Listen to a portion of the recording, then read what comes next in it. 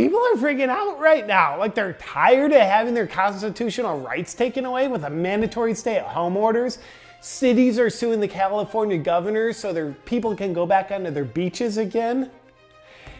Idiots. Like, I'll stay at home for the rest of my life if they tell me to. Who knows how to make the best choices for my health and my life? Definitely not me. So I'm more than happy to put my blind trust in power-hungry politicians and definitely uncorrupt groups like the World Health Organization. I think they know what's best for me because, like, they know me better than I know me. The last thing you want is people to have the freedom to make their own choices and then experience the consequences of their choices. I think free will is a little bit of a sin. I don't think we should have it in the first place. Like, you wouldn't give a razor blade to a 3-year-old because it wouldn't be in their best interest. So you shouldn't give freedom to people either. All these Americans that want their freedoms are just ungrateful. I say, if you don't like how things are going and you just want your freedom, then why don't you move to a free country like North Korea or Venezuela, you freaking heathens? Oh, I 100% buy into the narrative they tell me. I think it's ludicrous some people don't 100% believe the narrative like it's the absolute truth. Why wouldn't you? Think about it. If you were in charge of a giant, powerful business that pretends it's a charity like the World Health Organization, you wouldn't spend your time carefully crafting your message to manufacture consent with the public to get them to go along with your mysterious agenda that's in your best interest that you tell them is in their best interest. You'd probably just get up to the podium and have a spontaneous conversation and see what comes out of your mouth while you're riffing. I think that's what they're doing. That's why when Trump gets up there and talks about things like injecting Lysol, it seems so out of the ordinary because he spends months carefully crafting his message. I also find the more scared I am, the more unwilling I am to believe anything other than the original narrative that they told me that they're still telling me, even when new, more accurate information emerges. Like when USC did research in LA County a few weeks ago and showed the amount of people infected with COVID-19 is 28 to 55 times more than we originally thought. Yep, because most of these people don't have symptoms, it suggests the infection is far less dangerous than we originally thought. And in contrast to the original guesstimation of a death rate of 4.5% in COVID cases, the LA County Health Department says the new research suggests the actual death rate in COVID cases is between 0.1 and 0.2%. That means the actual death rate in COVID-19 cases is 22.5 to 45 times less deadly than we were originally told. But this new scientific data is irrelevant to me because it's like I already made up my mind when I was the most frightened.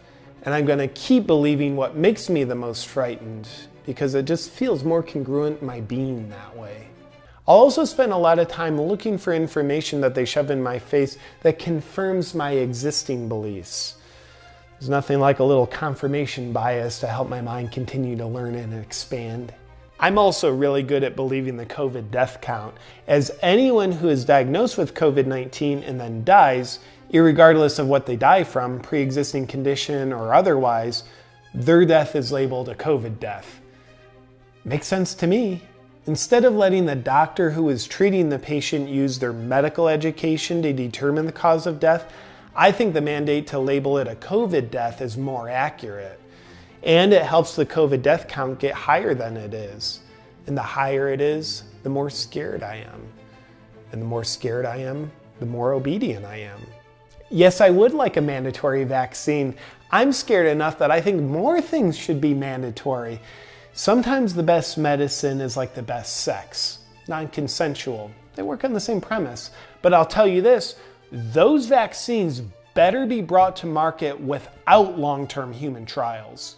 And I think it will be. It's better that way because the long-term trials that prove a vaccine's safety and effectiveness are pretty arrogant. It's just like, hey, let's spend years rubbing it in your face how great this thing is. I say it's better to just be humble and forgo that bragging period.